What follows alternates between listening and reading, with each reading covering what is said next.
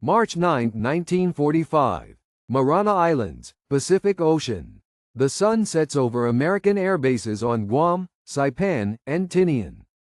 On runways spanning territory seized from the Japanese, maintenance teams conduct their final inspections on a fleet of 325 Boeing B-29 Superfortress bombers.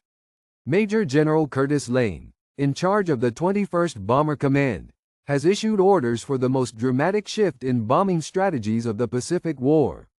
Inside bomb bays stuffed beyond their ordinary limits, crew members arm the planes with cluster bombs, each containing 1,520 M69 incendiary bomblets per bomber, each loaded with napalm that ignites at 1,800 degrees Fahrenheit.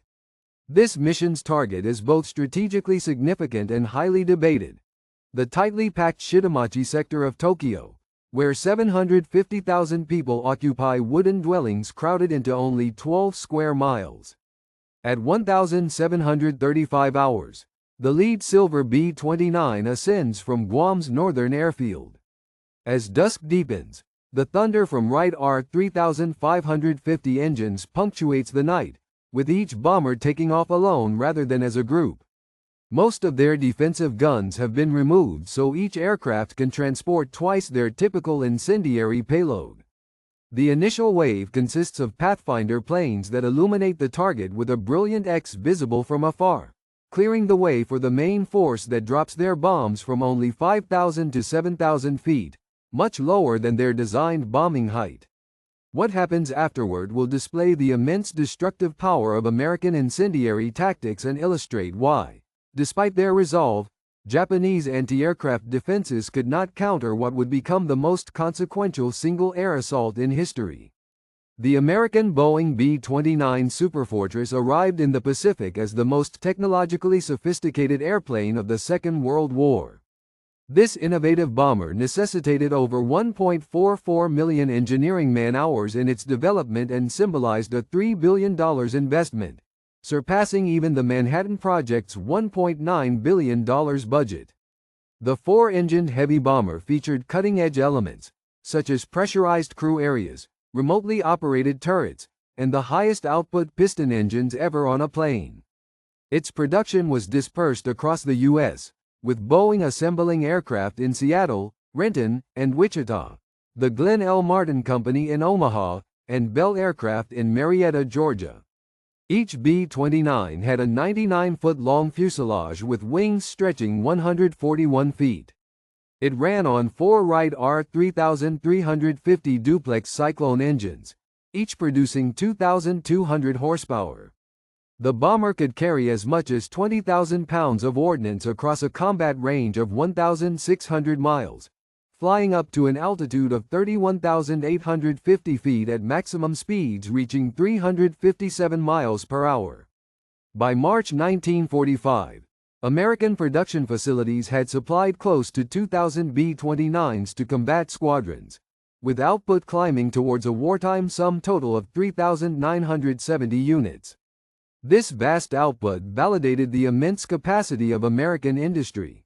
At Boeing's Wichita location alone, 4.2 Superfortresses rolled out each working day. The 20th Air Force, personally commanded by General Henry Hap Arnold, initially deployed these strategic bombers from China-based runways starting June 1944, then from the recently captured Mariana Islands beginning November 17, 1944. The 21st Bomber Command fielded 3 bombardment wings from the Marianas, with the 73rd and 313th Bombardment Wings stationed on Saipan, and the 314th Bombardment Wing on Guam. These commands could assemble a force of more than 300 B-29s for one operation, each one kept ready by teams of specialized mechanics laboring around the clock.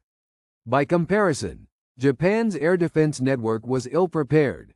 As of early 1945, the Imperial Japanese Army and Navy ran their own separate, uncoordinated command hierarchies, rarely sharing information between branches. Their leading night interceptor, the Nakajima J-1N Gecko, Moonlight, was a reconnaissance model quickly modified for night fighting. It was outfitted with twin 20mm Type 99 upward-firing cannons at a 30 degrees angle and another two aimed downward, allowing it to potentially attack bombers from different directions. But only 479 of these fighters were built during the war, with many losses suffered already. The Kawasaki Ki-45 Toryu, Dragon Killer, offered an additional night fighting platform, sporting a 37mm nose cannon and slanted 20mm guns, though only 71 units had been manufactured since 1941.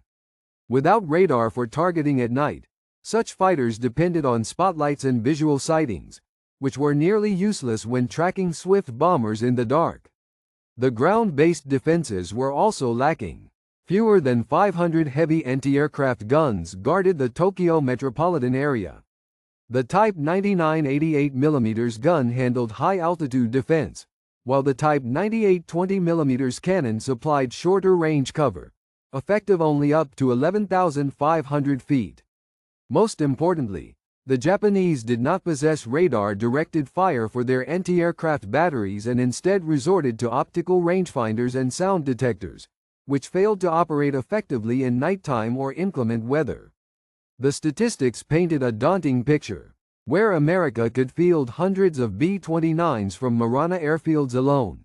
Japanese defenders had only around 200 active night fighters in all the home islands by March 1945. Gasoline shortages hampered pilot training, so new aviators received almost no practical experience in flying at night. Aviation fuel was in such short supply that planes remained grounded to conserve resources for the looming American attack. Major General Curtis LeMay had taken charge of the 21st Bomber Command in January 1945, inheriting a bombing effort that had not delivered the required decisive outcome. Earlier attempts at high-altitude precision bombing from 30,000 feet failed due to the jet stream, air currents of over 200 miles per hour that scattered bomb loads far off course. The challenge of ascending with heavy payloads caused engines to overheat, particularly the magnesium alloy parts breaching safe temperatures. Overcast skies hid targets 70% of the time, compelling crews to use basic radar gear. After assessing these limitations, LeMay implemented a striking new plan that altered the face of air operations over Japan. He devised new strategies that, while radical, made practical sense. LeMay instructed that all defensive weaponry except that at the tail be taken off, enabling each B-29 to haul 7 tons of incendiaries instead of the standard 3.5 tons of conventional explosives. By flying between 5,000 and 9,000 feet, the bombers would avoid jet stream complications, alleviate engine workload, and increase their precision. Launching attacks at night would limit contact with enemy fighters, who lacked radar and skilled night aviators. The bombers would rely on LORAN radio navigation, attacking one after another in an unbroken flow over several hours rather than in compact formations. Weather reports forecast perfect conditions for March 9 to 10. Clear skies and brisk ground winds to drive fires through the area. The targets chosen demonstrated the mission's strategic intent. U.S. planners picked out regions where Japanese home workshops turned out aircraft components, electrical goods, and precision tools as part of residential neighborhoods. Intelligence experts drew on maps from the Office of Strategic Services, classifying parts of Tokyo by infrastructure concentration and using Japanese pre-war city planning documents. The focus area in northeast Tokyo consisted of the Asakusa, Honjo, and Fukagawa wards, working-class districts with some of the city's highest population density, where extended families lived in timber homes separated by slender passageways. The M69 incendiary submunition showcased advanced military invention. Shaped as a hexagonal steel tube 3 inches across and 20 inches long, weighing 6 pounds, the M69 differed from previous models containing thermite or magnesium, which, although hot or burning, could be put out. Instead, it used napalm-gelled gasoline, a formulation created by researchers at Standard Oil and Harvard University. Released in E-46 ammo cluster munitions consisting of 38 bomblets that broke apart at 2,000 feet above the ground. Each M69 was equipped with a cotton streamer to position its fuse downward.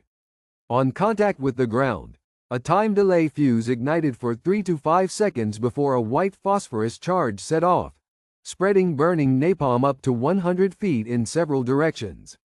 This delay mechanism guaranteed the device would be on its side upon detonation, increasing the dispersion of incendiary content throughout structures.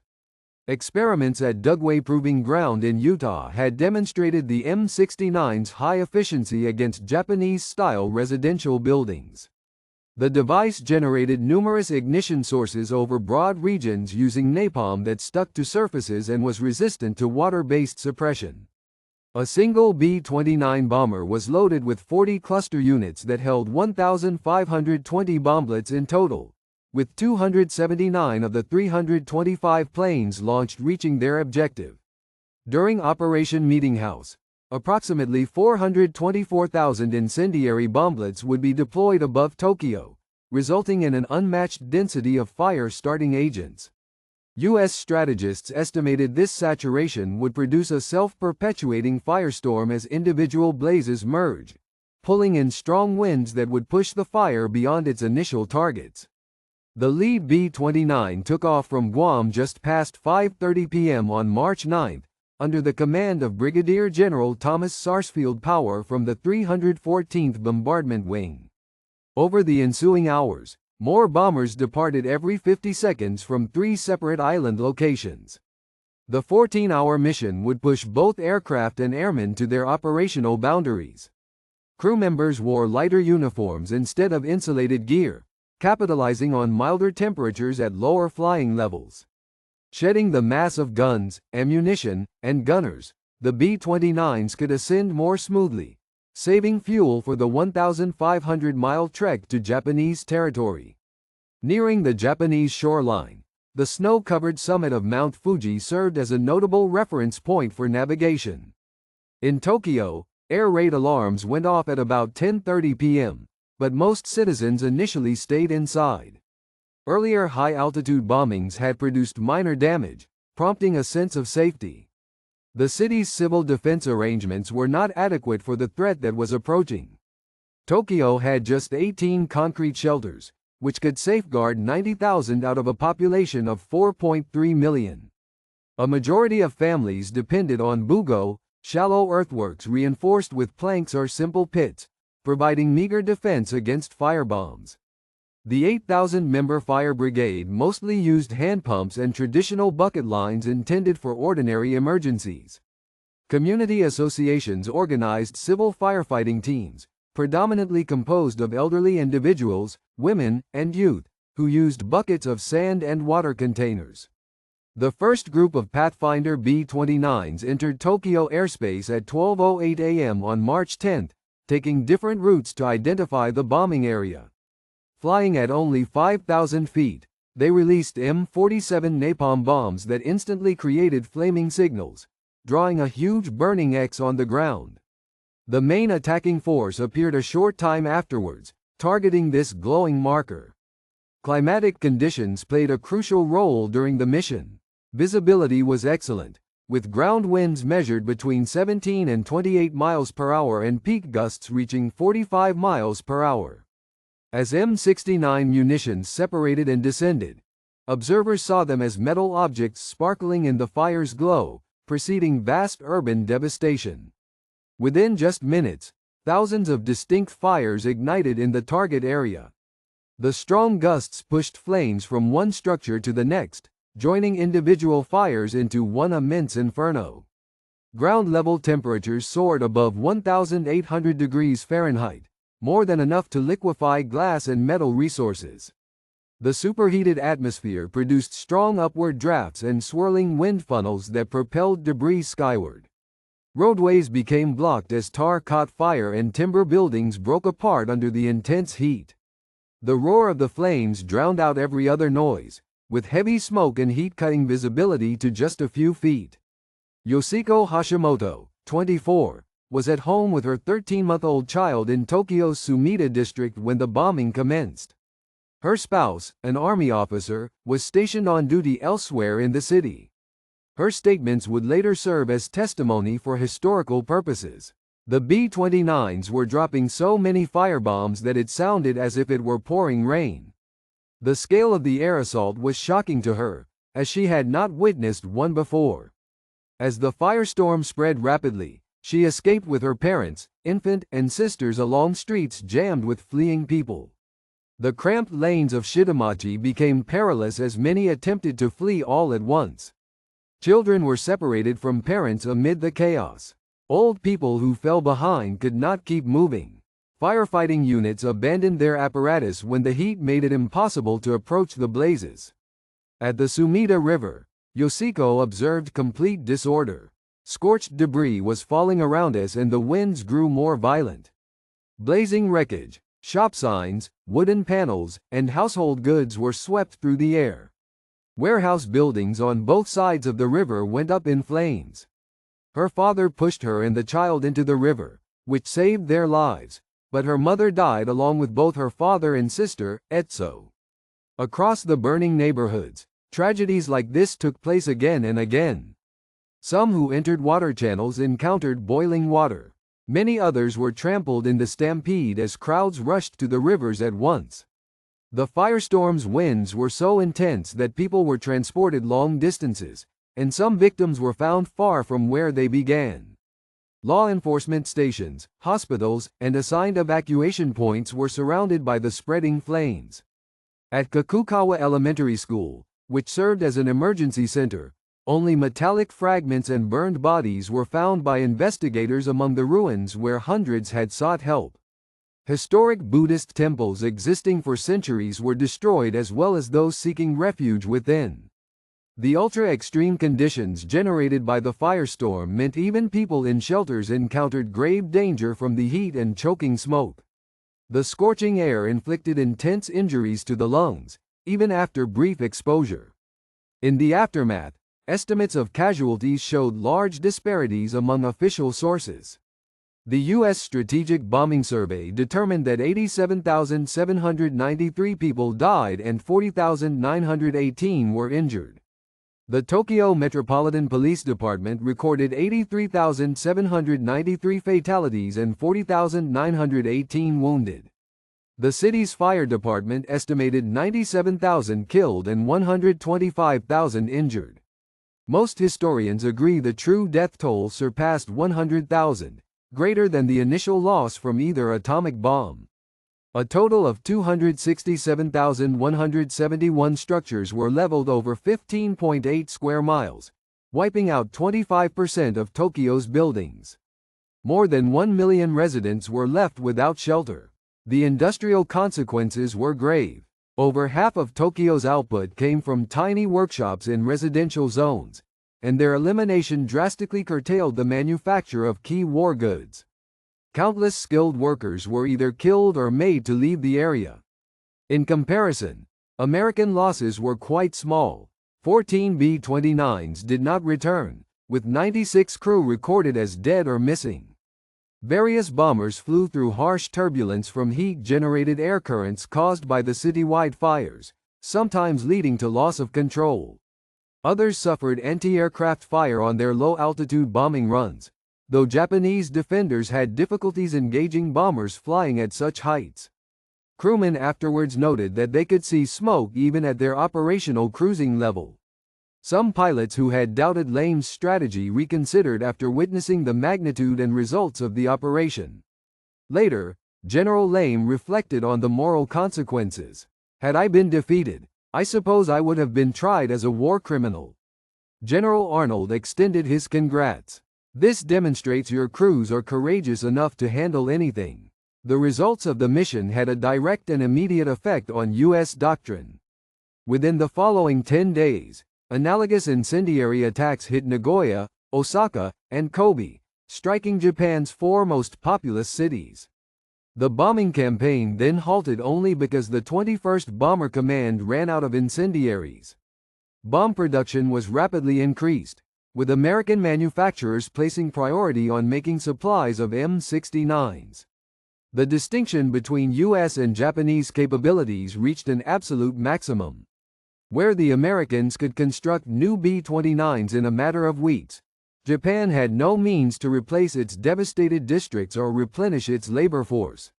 American industrial production was tenfold greater than Japan's. While superior design made every American weapon dramatically more destructive, the $3 billion invested in the B-29 program dwarfed Japan's whole military outlay in 1945. While America produced 50,000 tons of firebombs a month by the middle of 1945, Japan struggled to keep even standard munitions in supply. Precision and thoroughness characterized American wartime processes. The chemical warfare branch built elaborate facsimiles of Japanese housing areas at Dugway using detailed pre-war blueprints. Standard Oil Development Company synthesized napalm after intensive research in chemistry. Analytical studies of fire behavior were contributed by Harvard as well as the University of Chicago. This careful melding of military efforts with science stood in direct contrast to Japanese principles that favored age-old customs above material power, a stance that proved inadequate when met with modern tactics. Japan's lack of effective countermeasures revealed strategic weaknesses. Despite a precursor raid on February 25 that demolished 28,000 structures, little was done by the authorities to strengthen fire defenses. Plans to construct firebreaks by destroying buildings were not followed. Evacuation strategies stayed mostly on paper. The military command ordered civilians to remain in place even when intelligence showed large firebombing raids were being prepared. Such conditions were the result of poor coordination between branches and restricted leadership. The capabilities of Japanese night fighter squadrons were limited, highlighting the technological imbalance. Pilots such as Lieutenant Sakio Endo attained some personal victories. He was credited with 8 B-29 kills, though these achievements were rare. Most pilots could not find enemy bombers in darkness, a problem worsened when smoke filled the sky. Without airborne radar systems, pilots relied on ground controllers using sonic locating devices, which grew useless after the fires started. Those aviators who managed to reach B-29s frequently found their 20mm guns too weak against the rugged U.S. planes, except when they scored hits on vital engine or fuel components. A few attempted suicide collisions, exchanging their own lives for downing a bomber. Tokyo's firefighting services embodied the nation's infrastructure challenges. The department operated 286 engines, almost all hand-powered, requiring teams of operators. With water pressure insufficient for major emergencies, the bombing badly damaged the city's water distribution system. Firefighting routines focused on saving individual homes through conventional practices, methods that could not cope with the sheer number of simultaneous blazes. When the firestorm began, the vast majority of units were quickly defeated, losing their equipment and being compelled to abandon the area. Survivors were left with deep psychological wounds. Many described feeling abandoned by systems designed to protect them. Refugees leaving Tokyo brought accounts to other regions, contradicting official government statements about war progress. With public faith shattered, attendance in factories fell sharply. People began referring to such attacks as routine air raids as more cities became targets in turn.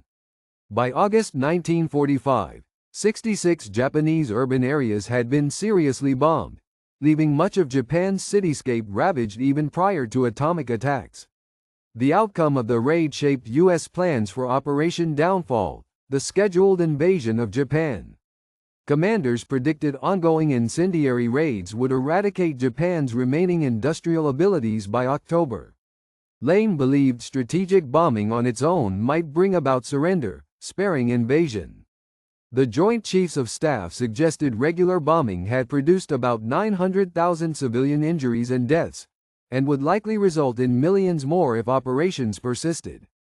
These findings affected President Truman's decision about employing atomic bombs, regarded not as substitutes for normal raids but as weapons of crucial psychological impact. The human aspect crossed borders.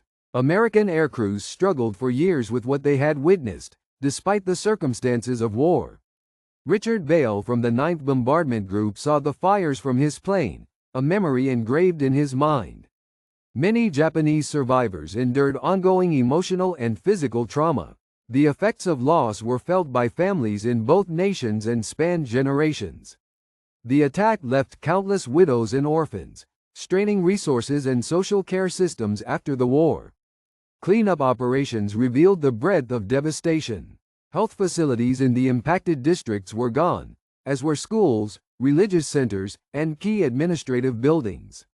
On the morning of March 10, the site where eastern Tokyo had been was almost unrecognizable. Only fireproof buildings of brick or concrete were left amidst fields of ashes.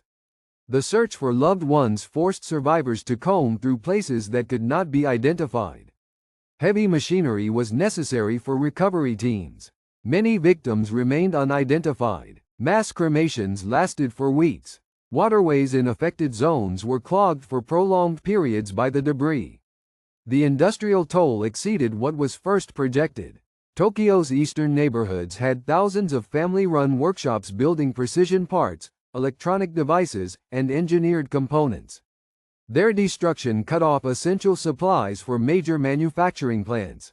The loss of highly trained workers and technicians, whose education took years, could not be replaced.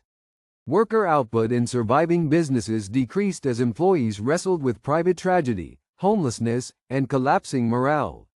Advancement of the campaign followed a methodical course after the replenishment of incendiary stockpiles. The operations restarted in May using improved methods, which resulted in higher effectiveness. By July, B-29 crews began disseminating advance warning leaflets before air attacks, alerting civilians about upcoming targeted cities. Psychological operations displayed total dominance of the skies. These sorties gradually became typical, with a number of them encountering scant resistance. Japanese defense gradually deteriorated as veteran pilots were lost, munitions ran out, and civil defense structures disintegrated. International legal issues continue to be points of historical controversy. The 1907 Hague Convention discussed the bombing of cities without defenses, but interpretations around what constituted defensive or military targets were problematic. In the aftermath, military tribunals tried specific figures for targeting civilian populations, but did not examine Allied bombing operations. This set a standard that military necessity could legitimize effects on civilian zones, shaping the subsequent development of humanitarian law even with improvements in weapon accuracy. The influence of weather on increasing the mission's results highlighted American exploitation of environmental conditions. The major attack on March 9 to 10 was carefully timed for expected high winds after an extended dry spell. Meteorological experts intensively studied Japanese climate patterns, pinpointing conditions ideal for maximum fire spread. The fluctuating wind velocities, from 17 to 45 miles per hour depending on the specific location, surpassed some forecasts that evening. Combining weather science with military tactics characterized American operational methods. Specific B-29 flight teams experienced the mission differently than planners had foreseen. Numerous participants were deeply affected by their view of the devastation below. Airmen recounted that smoke and turbulence could be observed at their flying altitude. Pilots had to steer their aircraft through intense updrafts caused by heat on the ground. A portion of the crews subsequently appealed for reassignment as they struggled with their involvement on moral grounds. Others concentrated solely on bringing the conflict to a rapid conclusion. The Japanese reaction exposed flaws in their command and coordination abilities. Anti-aircraft batteries fired persistently but were not effective amid darkness and smoke. Fighter groups carried out 90 sorties but only managed occasional confrontations. Firefighting authorities did not receive adequate notice regarding the magnitude of the attack. Military leaders gave preference to safeguarding governmental and military facilities while residential districts were left to burn. Breakdown in communications resulted as utilities were destroyed and couriers could not cross the devastated zones. Remembrance after the war demonstrates shifting historical viewpoints. Unlike the global notoriety of Hiroshima and Nagasaki, the firebombing of Tokyo remained relatively obscure outside Japan. For many years, survivors campaigned to ensure their accounts were recorded. Matsumoto Saotoi, a survivor himself, founded the Tokyo Raids and War Damage Center, preserving first-hand accounts that might have vanished forever. The effort to honor civilian deaths while recognizing historical realities led to complicated memorial themes. Modern military analysts examine Operation Meetinghouse for lessons in both the strengths and the limits of air power. The bombing proved that wiping out cities did not automatically secure a swift surrender. Japan persisted in fighting for another 5 months. The event showed that technological superiority could surmount natural barriers, but also that separating military from civilian targets became nearly impossible in contemporary warfare. Moving from selective to area bombing explained the escalation pattern in total conflict. The 21st Bomber Command at first stuck to precision bombing in line with existing doctrine. When this failed, LeMay shifted toward broad incendiary bombardment, which was easier to execute and yielded greater results. This change stemmed from decisions made during the campaign rather than from set policy changes. By March 1945, attacking entire urban areas became the norm, with selection grounded in population and industry concentrations instead of pinpointing military sites. Eyewitness accounts from survivors describe persistent psychological suffering. Many dealt with long-term trauma far into the future. Children forced apart from their parents often never uncovered what became of their loved ones. Yoshiko Hashimoto's testimony is maintained in official archives. The recollection of that night is ever present for me. My mother, father, and sister lost their lives, while my baby and I survived. I remember them every single day. The very makeup of Tokyo's working-class society was irreversibly changed. Extensive families found themselves scattered. Family-run enterprises wiped out. Community bonds that had held for many generations vanished instantly. Operation Meetinghouse is ultimately appraised for its importance in hastening the end of the war. Even as historians dispute whether air raids on their own could have forced capitulation, the air offensive directly sped up the weakening of Japan's military. Systematic destruction of cities set up conditions making further resistance ever harder. Later, Emperor Hirohito cited the bombing raids and internal situation as influences on his decision to capitulate. The 100,000 who perished in Tokyo played a role in ending a war that an invasion could have extended, possibly adding millions more deaths. Such a calculation brings scant solace to those who survived, yet it shaped grand strategic choices. The narrative of Operation Meetinghouse stands as an example of war developing from selective military clashes to full-scale societal conflict. Homes and neighborhoods built across generations perished within hours, destroyed by ordnance from faraway factories. The war, which originated as competition over land, concluded as high technology affected populations with little direct involvement. The gap between advanced B-29s equipped with incendiaries and Japanese defenders using basic firefighting equipment showed how decisive industrial and technical supremacy could be. It is a historical irony that this raid's legacy would be diminished by the later atomic bombings. 5 months on, the tremendous immediate casualties of March 10 began to fade relative to the singular impact of nuclear weapons, leading conventional bombing to receive comparatively limited attention. This allowed development and use of further conventional area munitions, including new incendiary devices, in subsequent wars without incurring the prohibitions attached to nuclear arms. Raw numbers offer only a partial picture. Out of 325 B-29s sent, 279 arrived at their objective, 1,665 tons of incendiaries expended, 15.8 square miles affected, 267,171 structures consumed, 100,000 casualties, and 1 million left homeless behind. Each statistic stand human stories. American flyers following their duty, Japanese families in their homes, children separated from parents, survivors coping with immense sorrow. Operation Meetinghouse endures as the deadliest aerial attack in history, providing not a military triumph but a stark warning about destruction in modern warfare, whereby ambitions of strategy can justify vast civilian suffering, entangling whole societies in the broad machinery of war. The United States Army Air Forces operated the 451st Bombardment Group, Heavy, as a unit during World War II. This group was officially activated on 1 May 1943 at Davis-Monthan Field, Arizona. The group included 4 bombardment squadrons, the 724th, 725th, 726th, and 727th. They were trained to fly and maintain the consolidated B-24 Liberator aircraft. In November 1943, the group departed for the Mediterranean theater of operations. Upon arrival in Italy, they flew missions as part of the 15th Air Force. The group targeted enemy military and industrial sites across Austria, Czechoslovakia, France, Germany, Greece, Hungary, Italy, Romania, and Yugoslavia. They first participated in combat on 17 January 1944. The 451st Bombardment Group was awarded a Distinguished Unit Citation for leading a mission against aircraft factories in Regensburg, Germany, on 25 February 1944. It was given a second Distinguished Unit Citation for attacking the oil refinery and marshalling yards at Plesti, Romania, on 5 April 1944 despite facing intense opposition. The group received credit for 70 missions by June 1944.